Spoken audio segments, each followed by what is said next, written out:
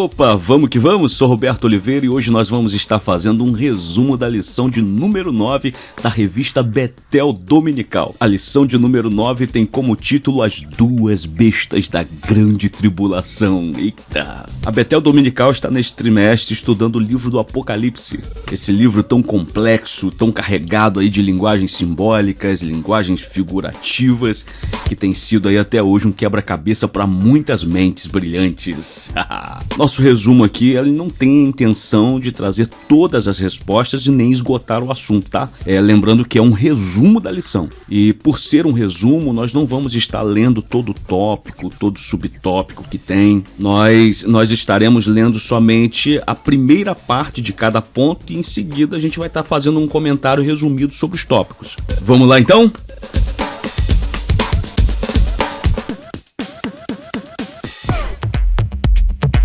E aí a nossa introdução diz assim, olha, o cenário mundial se configura rapidamente em todas as áreas para o tempo da grande tribulação. A Bíblia revela-nos a manifestação de duas personalidades malignas neste tempo, denominadas de bestas. O que podemos dizer a respeito desta introdução é que o mundo ele já está sendo preparado para o recebimento do anticristo. Todo o cenário mundial ele já está recebendo a devida atenção e já está sendo colocado de acordo com aquilo que está por vir. Aí você pergunta, e o que está por vir? O que está por vir são duas personalidades malignas, que essas personalidades se manifestarão no tempo da grande tribulação. Ponto 1. As bestas do Apocalipse. A grande tribulação será marcada pela manifestação de duas figuras públicas e notórias, chamadas no livro do Apocalipse de bestas. Então, na grande tribulação, duas figuras serão o centro das atenções. O mundo ele vai estar com os teus olhos voltados para essas duas figuras. Serão duas figuras que terão o poder de influência muito grande sobre os povos. E aí o que dá a entender é que eles dominarão o poder político, econômico e religioso. A forma que eles são denominados revela quem eles são de verdade. Porque por detrás de uma aparência solidária, existem ali duas feras, duas pessoas completamente demoníacas. E a Bíblia vai denominá-los de bestas.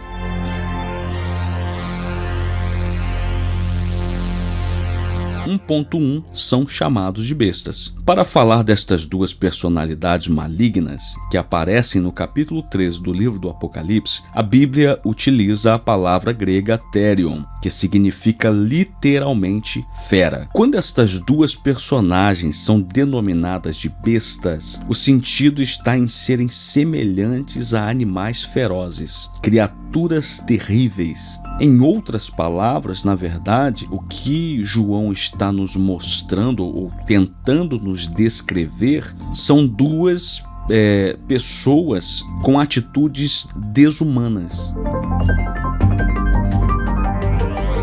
1.2 serão duas pessoas. Essas duas pessoas, elas serão a maldade personificada. Eles aparecerão no cenário global. A Bíblia indica que as bestas que João viu serão pessoas e não uma força impessoal. Acredita-se que as duas bestas serão duas pessoas que agirão como a personificação do mal durante a grande tribulação. Essas duas pessoas, elas serão a maldade personificada.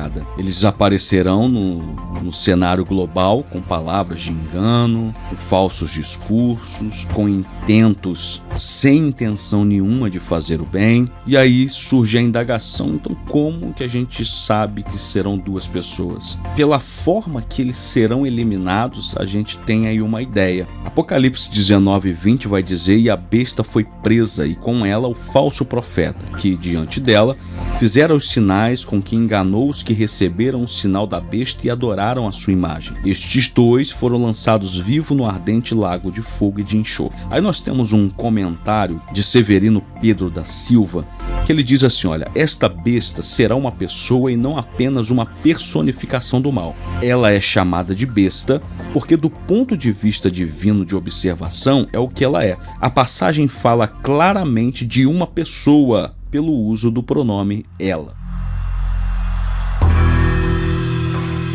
1.3 Receberão poder maligno. A Bíblia revela-nos a fonte de poder da primeira besta. E o dragão deu-lhe o seu poder e o seu trono e grande poderio. Da segunda besta é dito que falava como o dragão, exerce poder semelhante à primeira besta e faz grandes sinais. Então nós temos aqui uma clara tentativa de imitação da Trindade Santa. Nós temos o dragão, nós temos a besta que sobe do mar, temos a besta que sobe da terra. Nós temos aquele que tenta ser Deus, aquele que tenta ser Cristo e aquele que tenta ser o Espírito Santo. Em resumo, nós temos a besta que sobe do mar, que é o anticristo, que recebe do dragão o poder, o trono e grande poderio, e nós temos a besta que sobe da terra, que fala como o dragão e é conhecida como falso profeta. Com isso, nós temos uma orquestra maligna que atua no mundo na grande tribulação. Nós temos o dragão, o anticristo e o falso profeta.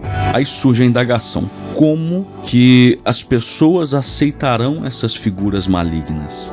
O anticristo, ele aparecerá no cenário mundial com a solução que o mundo precisa, como aquele que tem a solução para o problema mundial. O falso profeta, ele vai ser aquele que vai fazer com que os olhos do mundo se voltem mais rápido para esse grande líder. Como que ele vai fazer isso? A partir dos textos de Apocalipse 13, a gente vê que ele vai fazer isso a partir de sinais, ou através de sinais, através de manifestações de poder e através de palavras persuasivas. A Bíblia diz que ele terá o poder de fazer até cair fogo do céu aos olhos ou diante de todos os homens.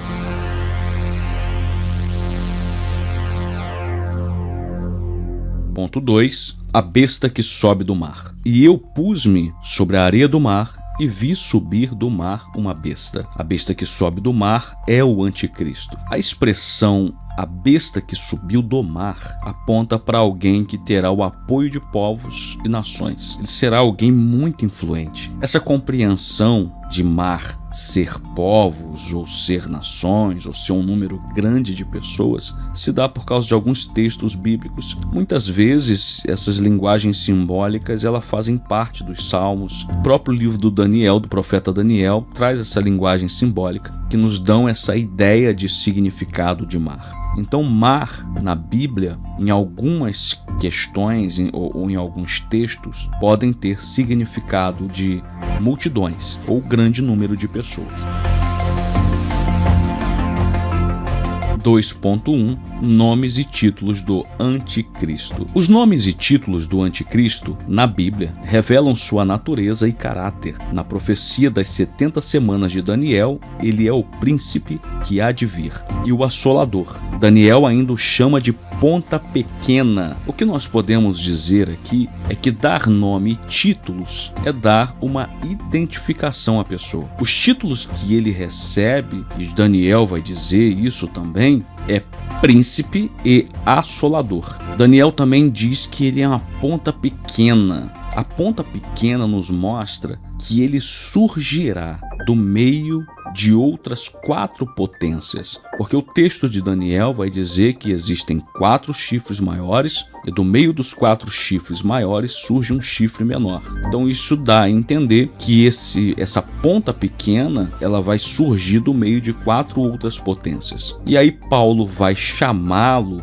de o homem do pecado, o filho da perdição e o iníquo. João vai dizer que ele é o anticristo. O termo anticristo pode significar 2 coisas: aquele que vai querer assumir o lugar de Cristo ou aquele que é contra Cristo. Então, tanto uma quanto a outra faz sentido, porque primeiro, ele vai querer ter o poder e vai querer ser adorado. Segundo, ele será contrário a tudo aquilo que pode ter algum vínculo com Cristo. Para isso, ele vai precisar desfazer qualquer coisa que faça com que alguém tenha um vínculo ou alguma lembrança de Cristo. E para isso, ele vai precisar se manter no centro das atenções. E o que dá a entender a partir dos textos sagrados é que ele fará qualquer coisa para isso.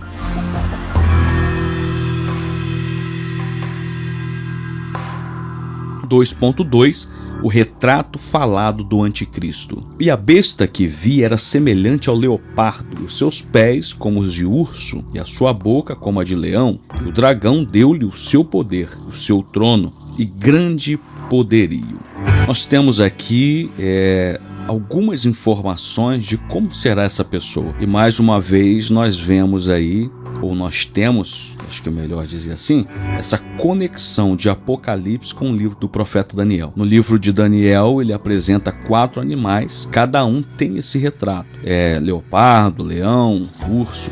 Porém, aqui nós temos em uma pessoa esses princípios que foram as marcas em potências mundiais antigas. Por exemplo, Babilônia, Grécia, Pérsia. E que princípios foram esses? A revista tem uma observação interessante. Ela diz: a visão relacionada ao anticristo parece mostrar nestes animais o seguinte retrato. Semelhante ao leopardo, fala da rapidez com que o anticristo dominará o mundo. Pés semelhantes ao de urso denota a força que emplacará em seu governo. Boca de leão aponta para a soberba de suas palavras. E aí ele traz um texto bíblico dizendo: e foi-lhe dada uma boca para proferir grandes coisas e blasfêmias. E ele conclui dizendo: muito diferente de Cristo, no qual estamos protegidos.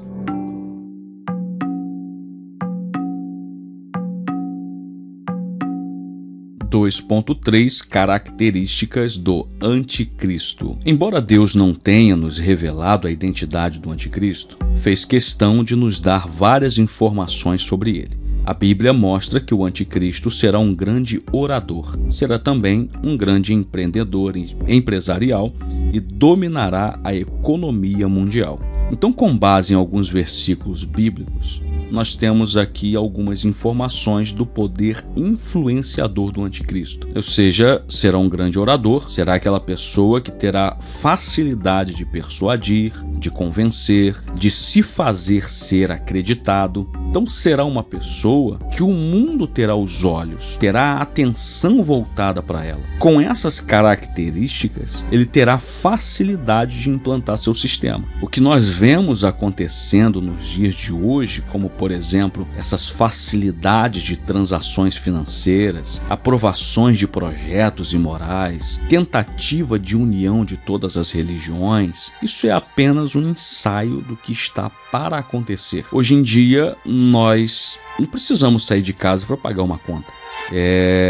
A gente não precisa sair com dinheiro na carteira hoje em dia mais. Na área familiar, os ataques também são constantes. Legalização de aborto, casamento que fogem aí aos princípios de uma família tradicional. Na área religiosa, nós vemos essa tentativa de união de todas as religiões, com aquela desculpa de que é pela paz mundial. E aí os cristãos são considerados como extremistas, intolerantes, religiosos, fundamentalistas. E aí no final, quem que você acha que vai acabar sendo vistos como o problema do mundo? Só que a besta não vai fazer isso sozinha. Ela vai receber apoio de outros. Esses outros que ela receberá apoio, o livro do Apocalipse vai dizer que são 10 chifres, que significam 10 reis, que vão receber o poder por uma hora. Isso juntamente com a besta. Daniel vai dizer que ele vai fazer um pacto com Israel. Daniel vai dizer que ele vai começar a blasfemar contra Deus. Ele vai começar a se apresentar no templo como se fosse Deus.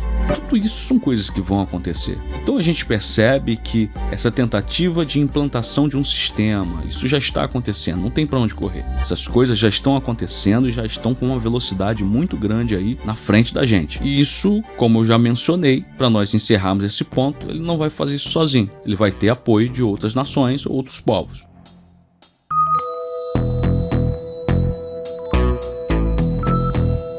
Ponto 3. A besta que sobe da terra. E vi subir da terra outra besta, e tinha 2 chifres semelhantes aos de um cordeiro, e falava como o dragão. Esta segunda besta que aparece na revelação é o falso profeta. Nós podemos dizer aqui que tudo caminha rumo à tentativa de uma manifestação de uma divindade na terra. Essa besta vai querer ser vista como Deus. Ela terá ao seu lado alguém que fará as pessoas acreditarem nisso. E ela vai ter ao lado o falso profeta, essa besta que sobe da terra. 3.1 imitará o Espírito Santo com sinais malignos. O falso profeta marcará o governo do anticristo com sinais malignos na grande tribulação. Aqui nós temos importantes observações a serem feitas. Primeiro, nós temos alguém que fará grandes sinais. Essa pessoa ela vai ter uma aparência de uma pessoa religiosa, porém, o poder de destruição que ela tem é incalculável. E aí o texto a gente entende a partir de Apocalipse que vai levar muitas pessoas à perdição. Segunda coisa, suas palavras e seu poder têm uma fonte. E a fonte é o dragão. Então será uma pessoa usada completamente pelo diabo. Terceira coisa é a lição que a gente extrai disso tudo. Que lição é essa? A lição que nós extraímos daqui é que manifestações de sinais não é sinônimo de intimidade com Deus e nem sinônimo de aprovação divina. Tá? A partir do momento que foge dos padrões bíblicos, deixa de ser algo vindo de Deus. E a gente não vai se aprofundar nisso, mas em relação a essas questões aí de manifestações de sinais, a gente tem visto aí muita coisa no campo aí religioso, principalmente nas igrejas evangélicas, que tem assustado a gente. E aí as pessoas tomam isso como sinônimo de muita intimidade com Deus, de que está muito cheia de Deus, quando na verdade, infelizmente, a gente já vê que verdadeiramente foge dos padrões bíblicos e aí deixa de ser algo vindo de Deus. Mas vamos seguir em diante.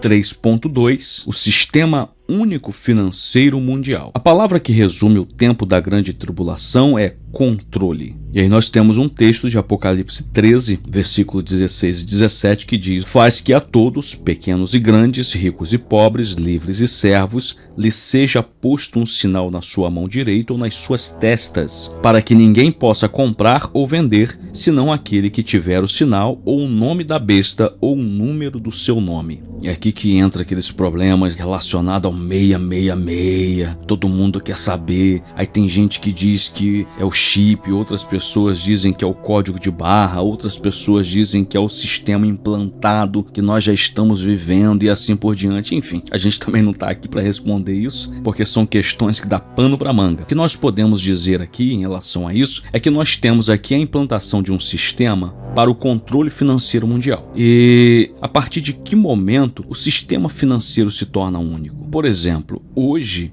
nós podemos comprar produtos de outros países sem precisar ter a moeda do país. Você só precisa ter um cartão de crédito que faça compras internacionais ou ter saldo positivo na conta bancária. Eu, particularmente, compro muitas coisas pela internet, em alguns lugares até fora do Brasil, sem me preocupar com nada. Eu não preciso estar apresentando minha moeda e alguma coisa assim para poder fazer a compra. E a gente vê também que em alguns países aí a luta pelo fim do dinheiro físico é algo que tem ganhado aí cada vez mais aceitação pelos países. Então, o que mais chama a atenção nessa vinda aí do anticristo é esse controle mundial a partir da implantação desse sistema único. Eu também não estou dizendo para você que esse daí é o sistema de moeda única. Estou dizendo que a gente já percebe a partir daí essa implantação de um sistema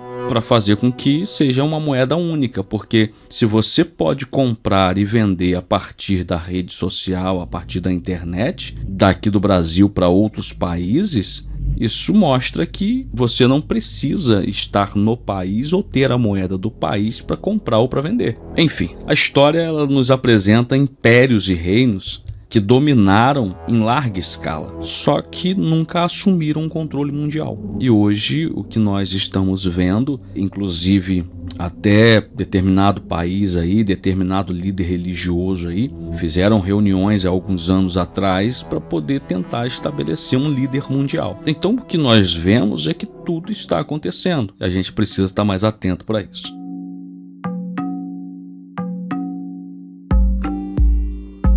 3.3 O sistema único religioso mundial. O tempo da grande tribulação será de intensa religiosidade. O falso profeta exercerá influência nas massas com sinais malignos na natureza e implantará um sistema mundial obrigatório de culto à pessoa do anticristo. O que nós podemos iniciar dizendo a respeito disso aqui é que o ser humano, ele é um ser religioso. O ser humano, ele sempre busca um objeto de adoração. O sistema religioso no período da grande tribulação, ele estará a todo vapor. Só que o objeto de adoração será o anticristo. O falso profeta, ele vai promover uma religião universal voltada para o anticristo, que será o alvo de adoração mundial. Então as religiões, elas estarão unidas com o mesmo propósito. Que propósito? Adorar a besta. A proposta vai ser a seguinte: olha, você crê em Deus? Então não importa a sua religião. Cada religião se chega ou se achega a Deus por caminhos diferentes. Essa é a proposta. Quem aceitar, vai em frente. Mas que é uma proposta que nos conduz a pular de cabeça de um abismo, isso não temos dúvida. Então nós precisamos ter muito cuidado. Conclusão: o mundo caminha em todas as áreas para a chegada do anticristo e do falso profeta. Cabe à igreja, como noiva de Cristo, se manter pura e santa, vivendo firme na palavra de Deus até que Cristo venha. Permanecer firmes na fé. Sigamos em frente. Deus nos abençoe.